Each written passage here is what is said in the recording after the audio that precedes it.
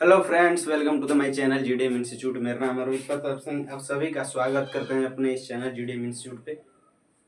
तो चलिए हम लोग आज के क्लास स्टार्ट करते हैं। आज के क्लास स्टार्ट करने से पहले बता दें कि हम लोग हिंदी भी स्टार्ट कर चुके थे। क्या स्टार्ट कर चुके थे? हिंदी स्टार्ट कर चुके थे, जिसमें हम लोग पिछले पिछले क्लास में पिछले लेक्चर में हम लोग गद्य खंड के बारे में देखे थे। गद्य खंड में कितने चैप्टर हैं, उनके लेखक क्या हैं, उनके चैप्टर क्या हैं, चैप्टर के लेखक का नाम देखे थे, जिसमें बहुत सारा हम लोग देख चुके थे। यहाँ पर हम नाम मेंशन किए थे और उसी को हम लोग देखे थे, याद करवाए थे आप लोगों को।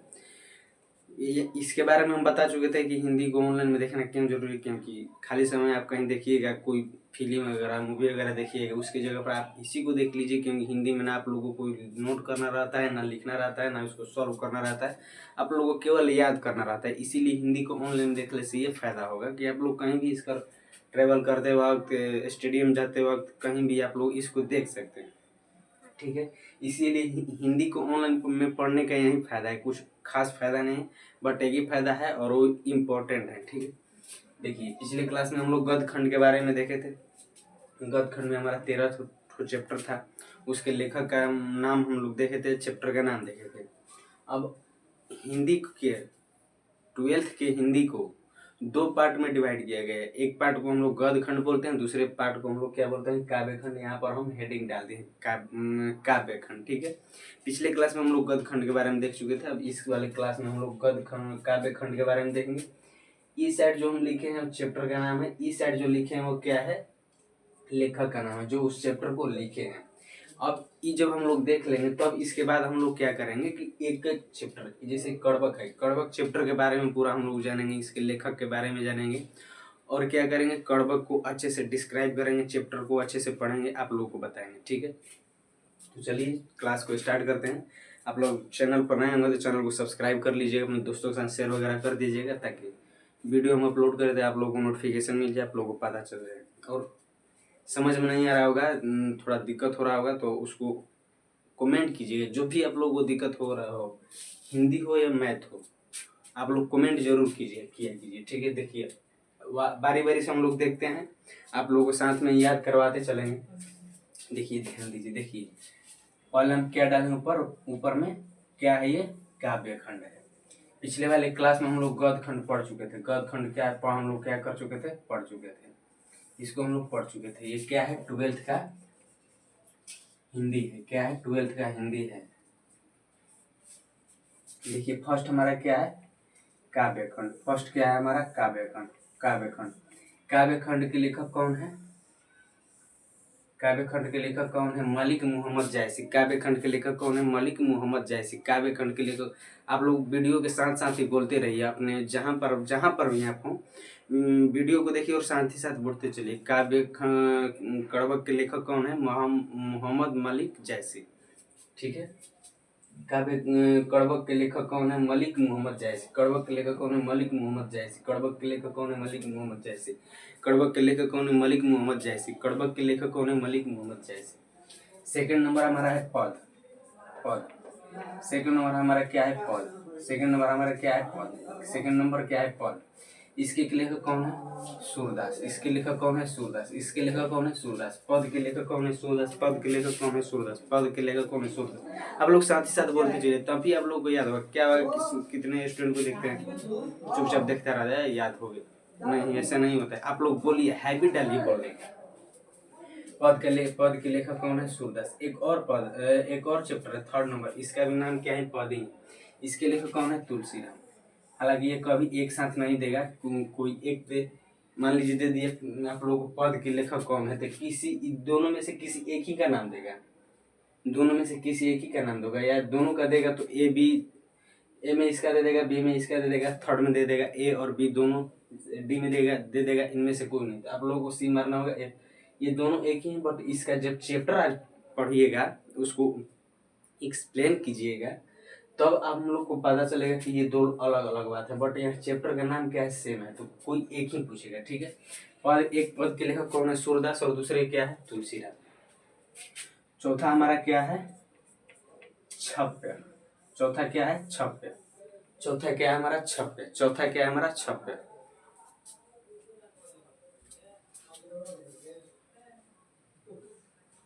चौथा क्या है हमारा छप्पे। चौथा क्या है हमारा छप्पे। इसके लेखक कौन है? इसके लेखक कौन है? नाभादास। इसके लेखक कौन है? नाभादास। इसके लेखक कौन है? नाभादास। आप लोग साथ साथ बोलते छप्पे के लेखक कौन है? नाभादास। छप्पे के लेखक कौन है? नाभादास। छप्पे के लेखक कौन है? नाभादास।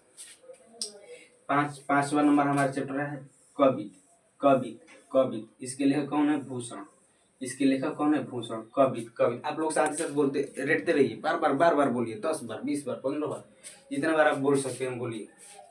कवित के लेखक कौन है? भूषण। छठा नंबर तुमुल कोलाहल कलह में। तुमुल कोलाहल कलह में। तुमुल कोलाहल कलह में। तुमुल कोलाहल कलह में। तुमुल कोलाहल कलह में। इसके लेखक कौन है? जयशंकर प्रसाद। इसके लेखक कौन है? जयशंकर प्रसाद। इसके लेखक कौन है? जयशंकर प्रसाद। सातवां नंबर पुत्र वियोग। सातवां नंबर हमारा क्या है? पुत्र वियोग। सातवां नंबर हमारा क्या है? पुत्र। हम नंबर डालेंगे, नंबर आप लोगों को नहीं पूछेगा, ऐसे ही चैप्टर वाइज था तो हम नंबर डाल दिए हैं। सातवां क्या है? पुत्र वियोग। सातवां क्या है? पुत्र वियोग। इसके लेखक कौन है? सुभद्रा कुमारी चौहान। सुभद्रा कुमारी चौहान। पुत्र वियोग के लेखक कौन है? सुभद्रा कुमारी चौहान। पुत्र वियोग के लेखक कौन है? सुभद्रा कुमारी चौहान। हालांकि ये फीमेल है, कुमारी यहाँ पर डाले हैं, फीमेल है, औरत है। पुत्र वियोग के लेखक कौन है? सुभद्रा कुमारी चौहान। उषा उषा उषा उषा उषा उषा उषा के लेखक कौन है? शमशेर बहादुर सिंह। उषा के लेखक कौन है? शमशेर बहादुर सिंह। उषा के लेखक कौन है? शमशेर बहादुर सिंह। उषा के लेखक कौन है? शमशेर बहादुर सिंह। जन जन जन का चेहरा एक। जन जन का चेहरा एक। जन जन का चेहरा एक। जन जन का चेहरा एक। जन जन का चेहरा एक। इसके लेखक कौन है? ये शमशेर बहादुर। इसके लेखक कौन है? गजानन माधव मुक्तिबोध। गजानन माधव मुक्तिबोध। गजानन माधव मुक्तिबोध। जन जन का चेहरा है, इसके लिए कौन है? गजानन माधव मुक्तिबोध। गजानन माधव मुक्तिबोध। 10वां नंबर हमारा क्या है? अधिनायक। 10वां नंबर हमारा क्या है? अधिनायक। 10वां नंबर क्या है? अधिनायक। 10वां नंबर अधिनायक। अधिनायक के लेखक कौन है? रघुवीर साहब। इसके लेखक कौन है? रघुवीर साहब। अधिनायक। इसके लेखक कौन है? रघुवीर साहब। अधिनायक। अधिनायक के लेखक कौन है? रघुवीर साहब। देखिए यहाँ पर इनको यहाँ पर डाल दिए हैं, जगह नहीं था तो। प्यारे नन्हे बेटे को। प्यारे नन्हे बेटे को। प्यारे नन्हे बेटे को। इसके लेखक कौन है? विनोद कुमार शुक्ल। विनोद कुमार शुक्ल। विनोद कुमार शुक्ल। अब लोग बार बार बोलते रहिए। 12 नंबर हार जीत। हार जीत इसके लेखक कौन है? अशोक वाजपेयी। अशोक वाजपेयी। अशोक वाजपेयी। हार जीत। हार जीत के लेखक कौन है? अशोक वाजपेयी। हार जीत के लेखक कौन है? अशोक वाजपेयी। गांव का घर। गांव का घर। गांव का घर इसके लेखक कौन है? ज्ञानेंद्र पति। इसके लेखक कौन है? ज्ञानेंद्र पति। इसके लेखक कौन है? ज्ञानेंद्र पति। तो यहाँ पर हम लिख देंगे कड़बक के लेखक कौन है? मलिक मोहम्मद जैसी पद के, सूरदास पद के, तुलसीराम छप्पे के, नवादास कवित के, भूषण तुमुल कोलाहल कलह में। इसके लेखक कौन है? जयशंकर प्रसाद। पुत्र वियोग सुभद्रा कुमारी चौहान। उषा के शमशेर बहादुर सिंह। जन जन का चेहरा एक इसका गजानन माधव मुक्तिबोध। अधिनायक का रघुवीर साहब। प्यारे नन्हे बेटे को विनोद कुमार शुक्ल। हार जीत अशोक वाजपेयी। गांव का घर ज्ञानेंद्र पति। ये था काव्य खंड के पूरे चैप्टर और उसके लेखक का नाम। तो यहाँ पर हम काव्य खंड के पूरा बता दिए चैप्टर के। अब क्या करेंगे? नेक्स्ट क्लास में हम देखेंगे एक चैप्टर इसके बारे में पूरा सा कड़बक देखेंगे, इसके चैप्टर के बारे में, इसके मलिक मोहम्मद जैसी के बारे में देखेंगे। फिर इस चैप्टर को अच्छे से विखंडन करके पढ़ेंगे, इसमें क्या है क्या नहीं है। तो आप लोग कंटिन्यू बने रहिए हमारे चैनल पर। सब्सक्राइब नहीं किए होंगे तो कर लीजिएगा, पहली बार आए होंगे तो कर लीजिएगा आप लोग। इसी अगर मैं हिंदी देख रहे हैं, अगर मैथ देखना चाहते हैं तो प्लेलिस्ट में हमारा मैथ का क्लास पढ़ा हुआ, वहाँ पर जाकर आप लोग मैथ देख सकते हैं। तो आप लोगों को कैसा लगा, समझ में आया या नहीं आया, कमेंट करके जरूर बताइएगा। और अपने दोस्तों के साथ शेयर वगैरह कर दीजिएगा। और इसको बार बार रटते रहिए, बोलते रहिए, बार बार बोलते रहिए, बार बार बोलते रहिए। आपके माइंड में एक ही बार में याद हो जाएगा, हमेशा नहीं याद होगा। बार बार बोलिएगा तो क्या होगा कि एक टाइम बाद खुद ही अपने माइंड में फिगर जैसा रेडी हो जाएगा। तो आप लोगों को एक ही बार में ऑटोमेटिक क्या हो जाएगा, याद हो जाएगा।